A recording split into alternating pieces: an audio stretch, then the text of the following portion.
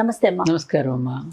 ఇప్పుడు ప్రజెంట్ మనం చూసుకుంటే అమ్మా, ఉద్యోగాల ఒత్తిడిలో బంధాలన్నా అనుబంధాలన్నా ఒక అడుగు వెనక్కి వేస్తున్నారేమో అనిపిస్తుంది. అంటే పెళ్లి చేసుకోవటానికి కానీ, లేకుంటే పిల్లల కోసం కానీ, విలువలకి కానీ, పెద్ద చిన్న అన్న గౌరవాలకి కానీ అంత ముందుకు వెళ్ళట్లేదేమో. ఒక అడుగు వెనక్కి వేసి ఎంతసేపు కెరియర్ గురించి ఆలోచన, మేము ఇంకా ముందుకు వెళ్ళాలి, ఇంకా నెక్స్ట్ పొజిషన్కి వెళ్ళాలి, ఇంకా నెక్స్ట్ పొజిషన్కి వెళ్ళాలి, లేదా యూఎస్ వెళ్ళాలి, సెటిల్ అవ్వాలి, ఇదే ఆలోచనలో ఉండి బంధాలు బాంధవ్యాలు అనేవి తగ్గుతున్నాయేమో అనిపిస్తుంది. ఆలోచనలు వాళ్ళలో ఉంటున్నాయా, తల్లిదండ్రుల్లో ఉంటున్నాయా? ముందు అది ఆలోచించాలి. విదేశాలకు వెళ్ళాలి, ఉద్యోగాలు చేయాలి, మీరు బాగా సంపాదించాలని ఒత్తిడి పెట్టి ప్రెజర్ ఎవరు తోస్తున్నారు, వాళ్ళని అందులోకి ఎవరు నెట్టేస్తున్నారు? ఇక్కడ ఆలోచించాలి మనం. పిల్లలే బాంధవ్యాలు వద్దనుకుంటున్నారా? కాదు కదా. బంధుత్వాలు, పిల్లలు అసలు బంధువులు ఎవరు నువ్వు పరిచయం చేసావా? రే వీడు నీకు పెదనాన్న అవుతాడు, వీడు బాబాయ్ అవుతాడు, నీకు మేనత్త అవుతుంది, నీకు అన్నయ్య అవుతాడు, నీ కజిన్ అవుతాడని మనం చెప్తున్నామా? అసలు ఆ స్థితిలోని టైమే లేదు కదమ్మా. ఎంతవరకు మన పోటీ అనేటటువంటిది బిడ్డల మధ్య పోటీ మనం పెడుతున్నాం. రే పక్కింటి వాడు చూడు, ఆ ఇంటి వాడు చూడరా, వాళ్ళు చూడరా, వీడు చూడరా, వాడు చూడు ఎంత ఉద్యోగం చేస్తున్నాడు, వాడు ఎంత సంపాదిస్తున్నాడు చూడు, వాడు పెద్ద బిల్డింగ్ కట్టాడు, వాడు పెద్ద కారు కొనుక్కున్నాడు. ఈ పోటీ అనేది పిల్లలలో ఎవరు సృష్టిస్తున్నారు? వాడిగా కాంపిటీషన్ స్పిరిట్ ఉండి నేను ఇది కావాలి అని చెప్పేసి ఒక లక్ష్యంతో వెళ్ళడం వేరు. నువ్వు ఇదే కావాలిరా అని చెప్పేసి డిమాండ్ వైపుకి తల్లిదండ్రులు నడిపించడం వేరు. కానీ వాడికంటూ ఒక కమాండ్ ఉన్నది లోపల. ఆ కమాండ్ వైపుకి పిల్లవాడు వెళ్ళిపోతే వాడు హ్యాపీగా ఎంజాయ్ చేయగలుగుతాడు. దాన్నేగా గీతలో స్వధర్మం అని చెప్పింది. దాని మీద మనం దృష్టి పెట్టకుండా వాళ్ళని పెట్టేసేస్తున్నాం. ఇప్పుడు చూస్తున్నాను నేను చాలామందిని, పాపం సాఫ్ట్వేర్ ఉద్యోగాలు వచ్చిన తర్వాత ఎక్కువైంది ఇది. ఈ సాఫ్ట్వేర్ ఉద్యోగాలు వచ్చిన తర్వాత ఎప్పుడు అర్ధరాత్రి ఉద్యోగాలు. ఎందుకంటే ఆ దేశాలన్నీ మెలకుగా ఉన్న సమయంలో వీళ్ళు వాళ్ళతో మాట్లాడే కంపెనీలు చేయాలి, అంతే కదమ్మా. వాళ్ళు ఉదయం దినచర్య ఎట్లా ఉంటుంది? దినచర్య కూడా మన దేహాన్ని అనుసరించే దినచర్య ఉంటుంది, దినచర్యను అనుసరించే మన దేహం ఉంటుంది, ప్రకృతిని అనుసరించే మన దేహం ఉంటుంది. తినకూడని టైంలో తింటున్నారుగా. నాకు చూస్తాను పాపం ఈ మూల మీద ఇడ్లీ బండ్లు అయి పెట్టి తింటుంటే అర్ధరాత్రి పూట ఆ పిల్లలు పాపం ఆవురావురు మనం తింటుంటే నాకు ఎంత జాలి, కన్నీళ్ళు వస్తాయి వాళ్ళని చూస్తే. బిడ్డలు పాపం అట్లా తింటున్నారు కదా. ఎన్నోసార్లు అంటుంటాను వారి పాపం చూస్తే జాలి వస్తుంది. ఎందుకని? ఆ సమయంలో హాయిగా నిద్రపోవాల్సిన సమయంలో ఆ నిశాచరులు సంచరించే వేళ, అంటే రాక్షసులు సంచరించే వేళలో ఆహారాన్ని తింటే ఈ జీర్ణశక్తి ఏమవుతుంది? విశ్రాంతి తీసుకోవాలి ఆ సమయంలో. ఈ జీర్ణాశయం ఈ మిషన్ విశ్రాంతి తీసుకోవాల్సిన సమయంలో అప్పుడు ఆ మిషన్లో నువ్వు ఆహారం బారేస్తున్నావు. దానికి విశ్రాంతి లేదు, నీకు విశ్రాంతి లేదు. అప్పుడు ఏమవుతుంది? దేహం ఏమవుతుంది? మనసు ఏమవుతుంది? సంఘర్షణ, సంసర్గం చెందుతుంది. అక్కడ ఏమవుతుంది? వాళ్ళకి దేని మీద ఆసక్తి ఉంటుంది? ఏ బంధువులను కలవాలనుకుంటారు, ఏ బాంధవ్యాలు పెంచుకోవాలనుకుంటారు, మానవ సంబంధాలు ఇంకా ఏం పోతాంలే, ఏం వెళతాంలే అని. ఆ ఒత్తిడికి ఎందుకు? రోజు వెళ్ళి ఆ కంప్యూటర్ ముందు కూర్చుంటే జుట్టు రాలిపోయి కళ్ళు కనపడకుండా ఆ నరాల మీద ఒత్తిడి, స్పాండిలైటిస్. ఇప్పుడే చిన్న చిన్న పిల్లలకి స్పాండిలైటిస్ ఎత్తుక్కుంటున్నారు. యోగా సెంటర్లు ఎక్కడున్నాయా అని వాళ్ళ పిల్లలు మాకు నేర్పిస్తారమ్మా. ఎంత స్ట్రెస్కి గురవుతున్నారమ్మా వాళ్ళు. ఒకటి ఇది తృప్తి. 1000 రూపాయల జీతం వచ్చినా హ్యాపీగా బ్రతకగలం, 1,00,000 రూపాయల జీతం వచ్చినా హ్యాపీగా బ్రతకగలమా? అక్కడుంది మనిషి తత్వం. మనం కోరికలను విపరీతంగా పెంచేసుకుంటున్నాం. కోరికలను పెంచుకున్న కొద్దీ నీకు స్ట్రెస్సే. అంతే. పెద్ద బంగ్లా కట్టుకున్న బంగ్లాని మెయింటైన్ చేయడానికి ఎంతమంది కావాలి? ఏ వస్తువులు ఎక్కడైతే బయటకు వెళ్ళినా నువ్వు ప్రశాంతంగా ఉండలేము. పెద్ద కారు కొనుక్కుని ప్రయాణం చేసినా ఉంటే నువ్వు మారుతి 800లో ప్రయాణం చేసినా ప్రయాణం ఒకటే కదా. వీటన్నింటిని పెంచుకోవడం వల్ల ఏమవుతుంది అంటే స్ట్రెస్కి గురవుతున్నాం, భయానికి గురవుతున్నాం, ఆందోళనకు గురవుతున్నాం. కాబట్టి ఆస్తిపాస్తులు పెంచుకున్న కొద్ది పోయి ఒరిగేదేం లేదు. భయం పెరుగుతుంది, భీతి పెరుగుతుంది తప్ప. ఆ భీతితో ప్రయాణం చేస్తున్నారు పిల్లలందరూ. మరి ఆ మానవ సంబంధాలు ఎట్లా ఉంటాయి చెప్పమ్మా? ఈ ప్రయాణంలో ఎక్కడో ఒక చోట ఆగాలిగా, తెలుసుకోవాలిగా. అబ్బా నాకు ఇప్పుడు వాళ్ళందరూ తెలుసుకునే కదా, బిల్ గేట్స్ లాంటి వాళ్ళందరూ సంపదలంతా సమాజానికి ఎందుకు ఇచ్చేస్తున్నారు? అవును, ఇదేది నేను పట్టుకెళ్ళనని తెలిసే కదా.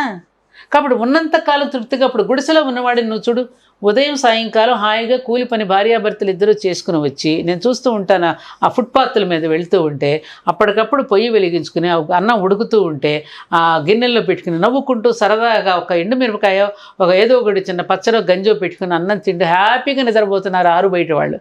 మరి వాళ్ళకున్న తృప్తి మనకుందా? తలుపులు తీసుకుని నిర్భయంగా నువ్వు పడుకోగలుగుతున్నావా? దేనివల్ల ఈ భీతి? మనం అనుసరిస్తున్న జీవన విధానం ఏదైతే ఉందో ఆ విధానం వల్ల మనం భయభ్రాంతులను గురి చేసి మనకి భయభ్రాంతులు అవడమే కాకుండా మన బిడ్డలను కూడా ఆ స్థితిలోకి నెట్టేస్తున్నాం. కాబట్టి బాంధవ్యాలు, బంధుత్వాలు, అనుబంధాలు, పెళ్ళిళ్ళు చేసుకోవడానికి కూడా భయపడిపోతున్నారు. చూస్తున్నారుగా వాళ్ళ జీవితాలు.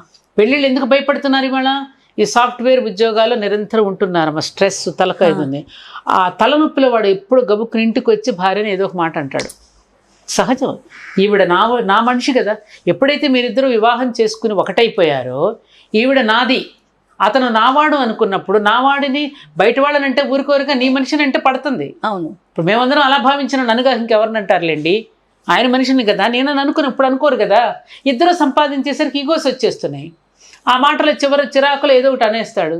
ఈ అమ్మాయి చేసేసి చిరాకు పడుతుంది, ఇతను ఏదో అంటుంది. అక్కడితో మాట పెరుగుతుంది, ఘర్షణ పెరిగిపోతుంది. వీడు అక్కడ వస్తుంది ఇప్పుడు. అదే కాకుండా ఒక్కళ్ళు సంపాదించుకుని వచ్చి మీరు బయట కష్టపడి నేను ఇంట్లో కష్టపడతా, ఇద్దరం కలిసి మన బిడ్డలు హ్యాపీగా పెంచుకుందాం అని అనుకుంటే గొడవ లేదుగా. పిల్లలు హ్యాపీగా ఉంటారు, నువ్వు హ్యాపీగా ఉంటావు, అమ్మాయి కూడా హ్యాపీగా నీడపట్టును ఉంటుంది. బిడ్డలను చక్కగా చదువు చెప్పించుకుంటూ వాళ్ళకి సమయం చేస్తే నువ్వు వచ్చేసరికి నీకు కూడా సేద తీరుస్తుంది. ఏంటండి నేను సేద తీర్చడం ఏమిటి, నేనే బానిసనా అంటే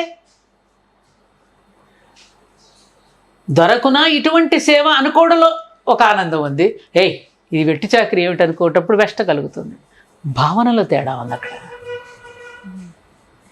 ఈ భావనలోకి ఎప్పుడైతే నేటి తరాన్ని మనం తీసుకుని వెళ్ళగలుగుతామో అప్పుడు బాంధవ్యాలు పెరుగుతాయి, అనుబంధాలు కూడా గట్టి పడతాయమ్మా. ఇందాక మొదట నువ్వు ఇంతకుముందు ఎప్పుడు ఒక దాంట్లో అడిగినట్టుగా వివాహాలు బాగా ముదిరిపోయినాక చేస్తున్నాం. ముదురు ఆలోచనలు వస్తేనే ముదురులు పుడుతున్నారు వాళ్ళకి. దేశ ముదురు అంటారు చూడు, పిల్లలు కూడా ముదిరే పుడుతున్నారు. అదే ఒకప్పుడు ధర్మ సంతానం అనేవారు మొదటి సంతానాన్ని. అప్పుడు భార్యాభర్తలు ఇద్దరు కూడా అమాయకంగానే ఉండేవారు ఆ కాలంలో. అదే మొదటి సంతానం ధర్మ సంతానం, రెండో సంతానం కామ సంతానం అనేవారు. అందుకని మొదటి వాడి కంటే రెండో వాడు చురుకుంటాడు. రాముడు చూడు ఎలా ఉంటాడు, లక్ష్మణుడు కొంచెం ఉత్సాహం ఆవేశం ఎక్కువ. అవును, సహజం అది. ఆ తర్వాత వీళ్ళు కూడా కొంచెం ఎదుగుతున్నారు, వీళ్ళల్లో కూడా ఆలోచనలు వస్తాయిగా, దానికి తగినట్టే వీడు పుడతాడుగా. అర్థం అలా నీకు. సో అట్లా అనమాటమ్మా. సో ఆ విధంగా ఏమిటంటే వాళ్ళ పిల్లల్ని చూస్తే మనం జాలి పడాలి పాపం. ముఖ్యంగా మగపిల్లల్ని చూస్తుంటే చాలా బాధ అనిపిస్తుంది. ఇటు తల్లిదండ్రుల నుంచి ఒత్తిడి, ఉద్యోగాలు సంపాదించండి అంటారు. సరే వాళ్ళే ఏదో ఒత్తిడి చేసి మళ్ళీ పెళ్లి చేస్తారు. అంతా తప్ప ఒక సైడే నుంచి అట్లా తీరా పెళ్లి చేసిన తర్వాత ఇక రాగానే ఈ అమ్మాయి కోరికలు రకరకాలుగా ఉంటాయి, ఈమె ఎక్స్పెక్టేషన్స్ వేరుగా ఉంటాయి. రెండు కుటుంబాల మధ్య సాంప్రదాయాలు భిన్నం కావచ్చు, ఆలోచనలు.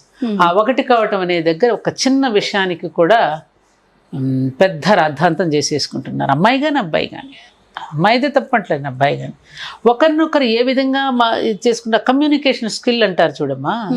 కమ్యూనికేషన్ స్కిల్స్ అంటే ఏదో అందంగా మాట్లాడటం కాదు, ఒకరి భావాలను ఒకరు అర్థం చేసుకుని. శ్రీకృష్ణుడు చూడు, 16,108 మంది తలుపులు ఒక్కసారి తలుపులు తెరిచేవాడు, ఒకేసారి ప్రత్యక్షమయ్యేవాడు. వాళ్ళను పట్టించుకునే దానికంటే కూడా వాళ్ళు ఏ అంశాలనైతే వాళ్ళు ఇష్టపడుతున్నారో ఆ అంశాలను గురించి మాట్లాడు. ఒక ఇంటికి తలుపు తట్టబ్బా, ఈ లేడి పిల్ల నేను వెళ్ళినప్పుడు ఇంతే ఉంది, ఇంత బాగా ఇప్పుడు పెరిగిపోయిందో అనేవాడు. ఇంకొక తలుపు తట్టి ఇంకొక భార్య దగ్గరికి వెళ్ళబ్బా, ఆ నెక్లెస్ అసలు నీ పెట్టుకుంటే అసలు ఆ నెక్లెస్కే అందం వచ్చిందో అనేవాడు. అంటే వారి వారి మనసును బట్టి మాట్లాడేవారు. ఈ తోటమాలి, ఆ ఈ పూలు తీగలు ఎంత బాగున్నాయి, ఆవిడకి తోటమాలి తోట తీగలంటే ఇష్టం, అందుకని ఆవిడ దాంతో మాట్లాడేవాడు. ఇంకొకరికి తీగలు నగలంటే ఇష్టం, ఈ చీర కట్టుకుంటే నీకు చీరకే అందం వచ్చిందో నువ్వు కట్టుకుంటే అనేవాడు. ఒక ఆవిడ దగ్గరికి వెళ్ళి ఆ లేడీ పిల్లల గురించి, ఇంకొక ఆవిడ దగ్గర కుక్కల ఆవిడ ఆ సబ్జెక్ట్లో మాట్లాడితే వశమైపోతారు వాళ్ళు. ఆ టెక్నిక్స్ తెలియటల్లా పురుషులకు కానీ స్త్రీలకు కానీ. స్త్రీ అయినైతే తన భర్తకి ఏదైతే అంశమో ఆ ఇష్టాన్ని అనుసరిస్తే అతను కూడా ఇదైపోతాడు. అదే కదా మా ద్రౌపది చేసింది. భార్యాభర్తలకి మంచి చిట్కా ఇస్తున్నారమ్మా, ఇదే చెయ్యాలమ్మా, ఈ మాటే కావాలి వాళ్ళకి. ఇవాళ అదే కూర బాగా వండలేదనుకో, నీ బొందలాగా ఉందంటారు. ఇప్పుడు వాళ్ళకి తెలిసావు, అలా అనకూడదు. ఇవాళ నువ్వు వండినట్టు లేదే అన్నాడు అనుకో, తిట్టినట్టు లేదు, చెప్పినట్టు ఉంది. నువ్వు బాగా వండుతావు, ఇవాళ నువ్వు వండినట్టు లేదంటే మందలింపు ఉంది, తెలియకుండా మందలింపు. నువ్వు ఇంకా బాగా చేస్తావు అన్నట్టుగా అప్పుడు సిగ్గుపడుతుంది. అయ్యో నిజమా పాపం ఇవాళ బాగా. అవతలి వాళ్ళని తాను తప్పు తాను రియలైజ్ అయ్యేటట్టు కూడా అందంగా చెప్పొచ్చు. దాన్ని రియల్గా కమ్యూనికేషన్ స్కిల్ అంటారు తప్ప కేవలం ఒక అభినయాన్ని, లేనిపోయిన ఏమంటారు వాగాడంబరాన్ని కమ్యూనికేషన్ స్కిల్స్ అనరు. అవతలి వ్యక్తిని ఏ విధంగా మాట్లాడితే అతను మనకు వశమవుతాడు, లేకపోతే అతను రియలైజ్ అవుతాడు. రియలైజ్ అవటానికి రియాక్ట్ అవటానికి చాలా తేడా ఉంది. ఇప్పుడంతా రియాక్ట్ అయ్యేటట్టు మాట్లాడుతున్నా, రియలైజ్ అయ్యేటట్టు మాట్లాడుతున్నా. రియలైజ్ అయితే రెండోసారి అది మాట్లాడుకుంటూ ఉంటారుగా, అది తెలియజేయాలి కదా వాళ్ళకి. అసలు ఆ ఓర్పు, ఆ టైం ఎవరిస్తున్నారు ఇవాళ? ఎటువైపు జరగట్లేదు. అసలు ఆ టైం ఇవ్వటం లేదురా. అసలు నాకు ఒక్కటే జయ, ఒక్కసారి ప్రకృతిని అర్థం చేసుకోమనమ్మా అందరినీ. ఆ ప్రకృతిని అర్థం చేసుకుంటే ప్రకృతే బోళ్ళు పాఠాలు నేర్పిస్తోంది మనకి. చెట్లు, చేమలు, జంతువులు, పక్షులు, అసలు బోలుడని పాఠాలని మనకు. గ్రంథాలొద్దు, వేదాలొద్దు, భారతాలొద్దు, రామాయణాలు ఏమొద్దు, అసలు పురాణాలు కలదు. మీరు ఒక్కసారి ప్రకృతిలో ఉన్నటువంటి దాన్ని ఒక్కసారి అర్థం చేసుకోండి, అక్కడ మొత్తం అర్థమైపోతుంది. ఆ ప్రకృతిని అర్థం కావడానికి పాఠాలు కథల రూపంలో మనకి చరించి వాళ్ళు చెప్పారు మనకి. దీనివైపుకి దృష్టి పెట్టడం లేదుగా. అది పెడితే అప్పుడు అన్ని సమస్యలకి అదే ఒక్కటే ప్రకృతి ధర్మమే మానవ ధర్మం. ఆ ప్రకృతి ధర్మానికి అనుగుణంగా మానవుడు నడుచుకోవడమే మానవ ధర్మం. ఈ ఒక్క సెంటెన్స్ ప్రతి ఒక్కళ్ళు పారాయణ మంత్రంగా స్వీకరిస్తే సరిపోతుంది. అక్కడ వస్తాం తేడా. కాబట్టి పాపం నిజంగా తప్పు వాళ్ళది కాదు. ఉద్యోగాలు వాళ్ళని ఆ విధంగా నెట్టేస్తున్నాం మనం, పోటీ స్థితిలో పెట్టేస్తున్నాం వాళ్ళని. కంపేర్ చేయకూడదు ఇంకొకళ్ళతో. ఎవరికి వాడే యూనిక్. ఎలాగైనా బ్రతకొచ్చు నాన్న. నువ్వు పుల్లారెడ్డి గారు ఏం చదువుకున్నారా? 4వ తరగతే కదా ఆయన చదువుకుంది. మరి ఆయన గొప్పవాడు ఎందుకు అయ్యాడు? బిల్ గ్రేట్ ఎవరినైనా చెప్పండి, ఎంతమంది గొప్పవాళ్ళు ఉన్నారు? మరి వాళ్ళందరూ ఏం చదువుకుని గొప్పవాళ్ళు అయ్యారు?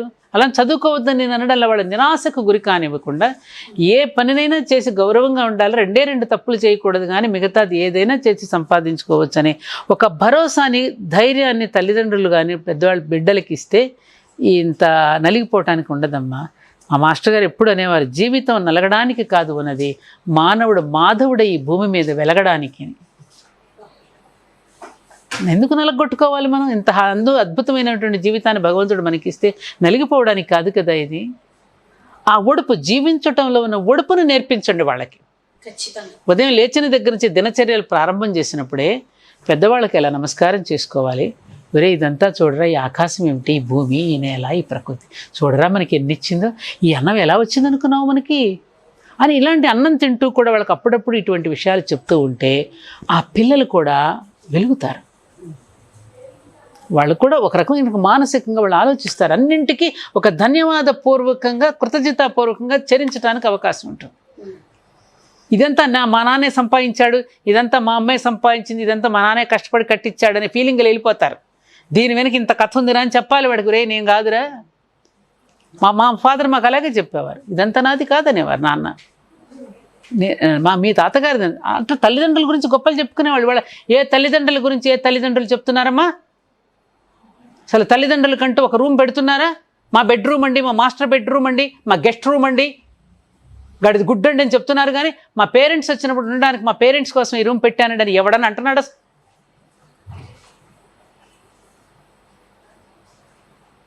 అది వాళ్ళ తప్పు కూడా కాదు, వాళ్ళు చెప్తే కదా వాళ్ళకి. ఆ చెప్పే చదువుని తెచ్చుకుంటే కదా మనం అసలు ఆ చదివేది. ఆ చదువులోనే లేదు కదా ప్రవేశం ఇవాళ. A for apple, B for bread, D for dog, C for cat, ఈ చదివే తప్ప అమ్మ నాన్నల గురించి చదువు కానీ మాతృదేవోభవి ఎక్కడ చెప్తున్నారమ్మా? బిడ్డల మీద తోసేయకూడదు. మాట్లాడితే యువత చెడిపోతుందంటే నేను చస్తే ఒప్పుకోను ఆ విషయానికి. ఏ మాత్రం ఇది యువత తప్పు కాదు, పెద్దవాళ్ళమే తప్పు. పాలకుల దగ్గర నుంచి మన అందరం తప్పులు చేస్తున్నాం. పాలించేవాడు ముందు చక్కగా ప్రవర్తిస్తే ఆయన చూసి ప్రజలందరూ నేర్చుకుంటారు. యథారాజా తథా ప్రజ. తప్పులు చేసినటువంటి వాళ్ళని కూడా గౌరవించే సమాజం అయిపోయినప్పుడు నేను చేస్తే తప్పేంటి అనేటువంటి స్థితికి వెళ్తారా లేదా? అక్కడ తప్పు పడుతుంది. ఈ తప్పులన్నీ సరిదిద్దుకుంటేనే మనం నువ్వు వేసే ప్రశ్నలన్నింటికీ సమాధానం అదొక్కటేరా. యద్యదాచరిత శ్రేష్ఠ. ప్రముఖులైనటువంటి వాళ్ళు, పెద్దలైనటువంటి వాళ్ళు ఏది ఆచరిస్తే ప్రజలందరూ అదే ఆచరిస్తారు. ఈ ఒక్క భగవద్గీత శ్లోకాన్ని కనుక అర్థం చేసుకుని ఆచరిస్తే అన్ని సమస్యలకి ఇదొక్కటే పరిష్కారం, ఇంకొకటి లేనే లేదు. చాలా అద్భుతంగా చెప్పారమ్మా. మీ మాటలన్నీ మాలాంటి వారందరికీ స్ఫూర్తిదాయకమమ్మా. చాలా సంతోషం. నమస్తే. మరో అంశంతో మళ్ళీ కలుద్దామమ్మా. తప్పకుండానమ్మా. ఈ వీడియో కనుక మీకు నచ్చినట్లయితే లైక్ చేయండి, షేర్ చేయండి. మరిన్ని వీడియోస్ కోసం మా ఛానల్ని సబ్స్క్రైబ్ చేసుకోండి.